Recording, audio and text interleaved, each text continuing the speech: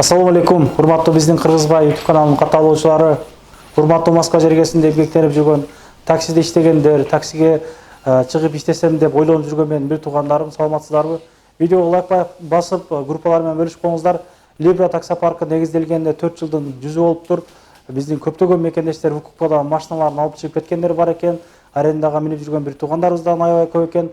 Давлет агабыз өзүнүн жетекчиси, негиздегендердин бири демекчи. Ассаламу алейкум. Кандайсыз? Иштериңиз жакшы? Канча адамды УКП боюнча алдадыңыз деп коем. Сразу эле. Жок, бизде жок андай нерсе жок.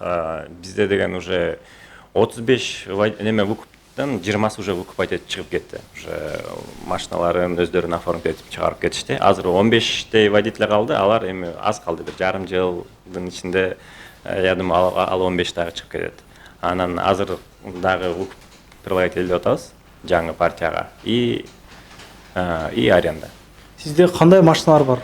Азыр основном Jack G7 китайский. Андан башка УКПка көп сурашат. Ал варианттарын тоже можем сүйлөшсөк болот, жанагындай лизингке алып чыгып берет. К5 азыр неме мурунку европейский, корейский машиналарды. Аны да сүйлөшсөк болот.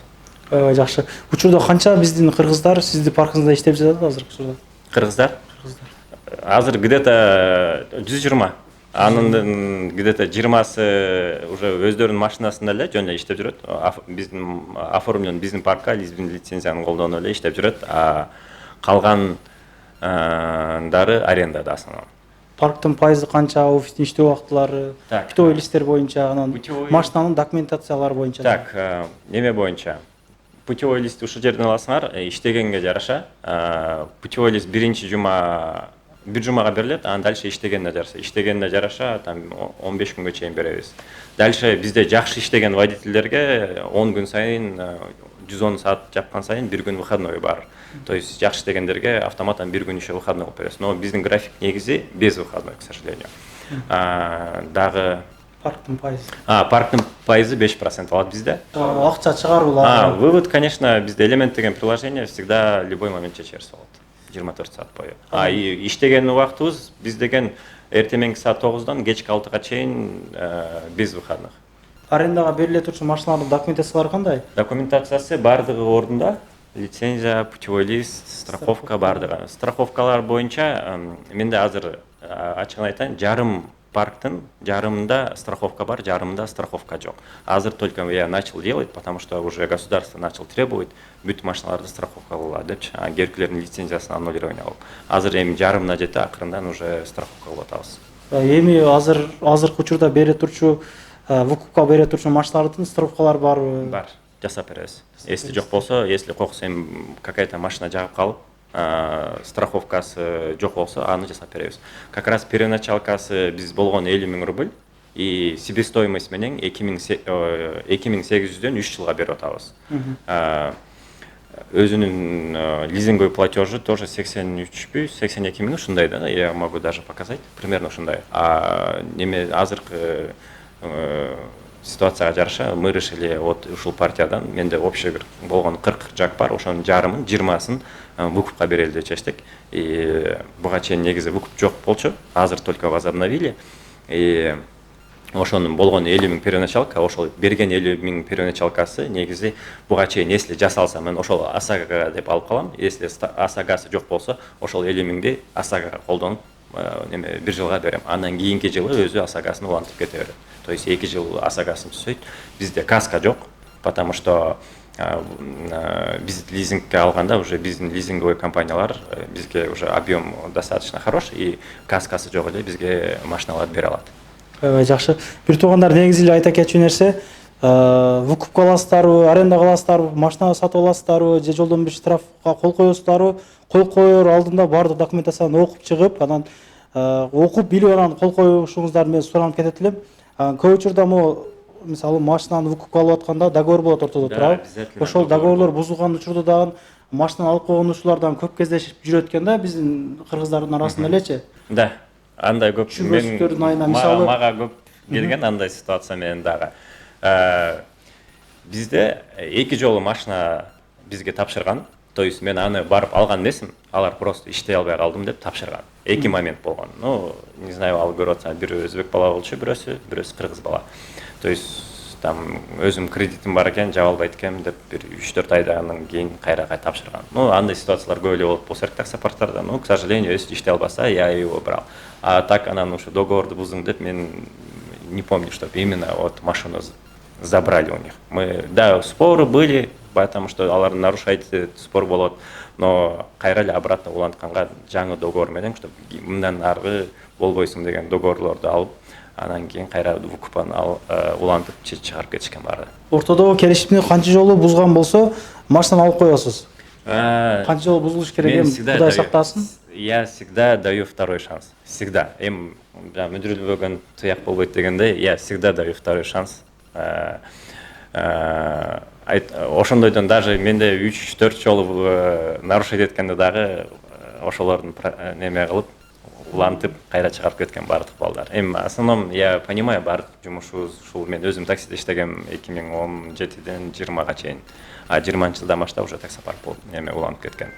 И анда могу сырттан машинаны кайсы бирин выкупка бересиз, кайсысын таксиге бересиз, ошолор боюнча. Да, хорошо. Жеринен көргөзөлгөн. Да, ошону көрсөтөлү. Жолдун боюнда экен тизилип турган жактардын баары ушул кагазга карайт экен. Кайсыл машиналар арендага, кайсыл машиналар выкупка берилет. Кенен көргөзөлгөн да. Хорошо, макул. Ну, негизи жактарды бизде общий 40 жак бар. Каалаган жагын өздөрү карап, характеристикасына карап тандаса болот.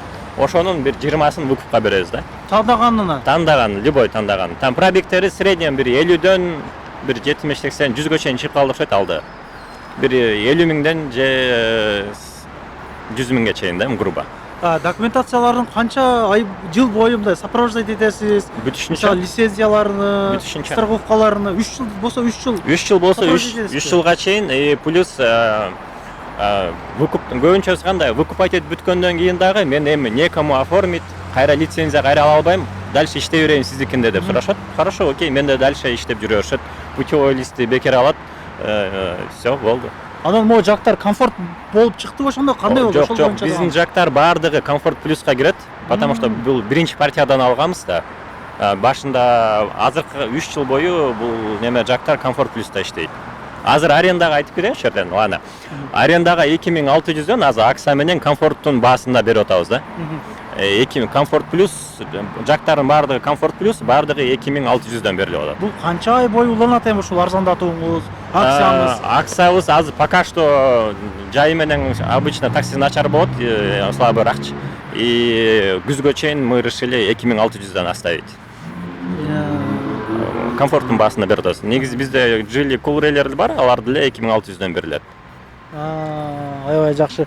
Анан өзүнчө өзгөчө машина, кандай болгон машина? Бул арендага бересизби же бул машина? Бул неме электрический, буну экспериментальный кылып бир 3 эле алып чыкканбыз. Булардын арендасы азыр 2400дөн комфортко кирет булар дагы. Комфорт бул? Комфортко кирет. Толук окшош экен да мындай? Негизи если булар выкупка десе, булар 3000ден 3 жылга берилет. Булар 3000ден 3 жылга. Да, если, желающий будет. Бул бирок экспериментальный, 3 эле штук бар.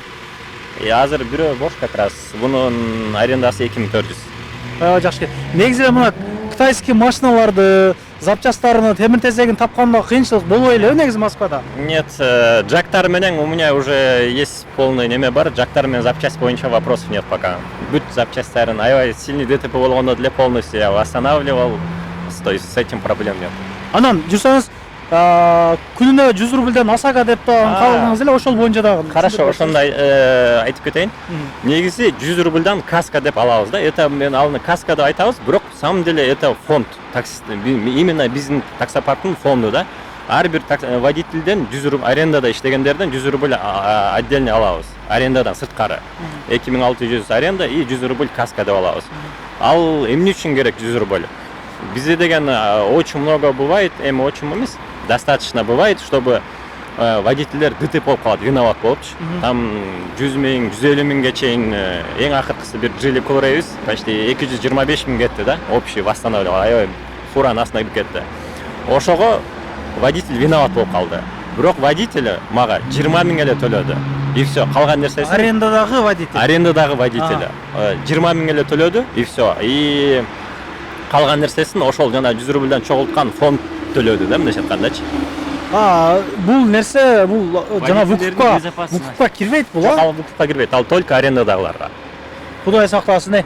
Бирок Кудай сактасын. андай байкында чоң ДТП болуп, жанагы ютубтарда жүрөт го, жарандашып койлу, таксопарк 200 миң, 1 миллион эме илип коюп турдучу. Бизге даже миллион, даже тотал болсо дагы ошол 100 рубльдан 100 рубль может ошондой ситуацияларды сактап калат. Биз атайын ошол фонд неме чогултабыз отдельно, чтобы этот ошол чогулган акча только ушунга окшогон ДТПларды өзүнүн жапсын деп. По большому счету кайра эле ошо водительдер эле чогулуп жабаткандай болот. Эми азыр ал фонд пока слабый, аз данное время чуть-чуть минуста иштеп атат да. Но все равно я хочу ошол нерсени оставить. Это помощь жана арендадагы водитель. Да. Потому что мелкий ДТПларына 20 миңге чейин болот. И жанагындай сильный ДТП болуп калса 20 миң эле төлөйт паркка. Все, калган нерсесин парк өзү төлөйт. Аябай жакшы мүмкүнчүлүк экен. Бир туугандар, биздин негизги эле максат элге маалыматты жеткирип берүү, анан вукупка алыш албастык, ал ар бир адамдын өзүнүн ою, өзүнүн пикири демекчи. Агабыздын видеодо адрестерин, номерлерин калтырдык. Негизи ушул таксиде айдагандарга кандай кеңеш берет элеңиз? Өзүңүз канча жыл ушул таксиде эмгектендиңиз эле? Эми кыскача айтып кетейин. Эми мен лично опытыман айтканда кеп кеңештен ошо жана айтып кеткенде документацияңарга таза болгула. Экинчиден энергетикке почему-то көңүл ошол энергетиктин рекламасын уга алыш эле жардам берет дейт. Самом деле ошол реклама мен өзүм кандай алчумун? Энергетиктин ордуна обычный жашыл алма алгыла 1 штук. Ошол энергетик берген неме уйкуну ачкан менен бир алма обычный любой алма. Если да, кофенин ордуна алма жесе, ал көбүрөөк неме болот. Уйкуну ачат. Экөөнүн эффекти бирдей эле. Энергетик менен алманын экөөнү бирдей эле. Просто энергетиктин рекламасы күчтүү да, алманы эч ким реклама кылбайт. Ошон үчүн. А так мындай карап келгенде, если уйкуң келип атса, просто бир алма жеп койгула, өзүңөр салып жүргүлө, ал алма. И мындай просто лайфхак, да, эң соолукка да пайдалуу и лайфхак. И энергетикти көрүп атасыңар, бир эмес 2 жолу мен ушундай видеодон көрдүм эле, жана көп ичип алып, жүрөгү кармап, неме болуп казалып калгандар кездешип турат. Ишиңизге честно. Анын ордуна мен рекомендую, что просто бир алма жеп койгула, экөөнүн эффекти бирдей. Просто энергетикке көп реклама чыгат, а алманы эч ким рекламабайт. Вот и разница. Ишиңизге ийгилик. Ар дайым жакшы ушундай машиналарды чыгарып, честно болуп, балдар менен мындай жамаатыңыз иштеп жүрө бериңиз. Рахмат. Мына бир туугандар толук маалыматты бердик окшойт. Дагында айтып коеюн. Адрес номерлерин калтырып койдук. Ар дайым биримдикте ынтымакта жүрө берелик. Анан дагы мекендештер кимдир бирөөлөрдө кирди чыкты маселелери болуп, ишеничтүү адамдарды таппай жаткан болсоңуздар, мен ушул жерге Сүйүн агамдын номерлерин коюп койгонмун. До конца айдайт. Келгенден кийин 3 айга коюп берет, чыкпай туруп, чорныйдан, базадан текшерип берет. Ушул окшогон 7 орундуу Альфард Сианалар менен чыгып келесиздер. Сүйүн кирди чыкты ушул жерге коюп койдум.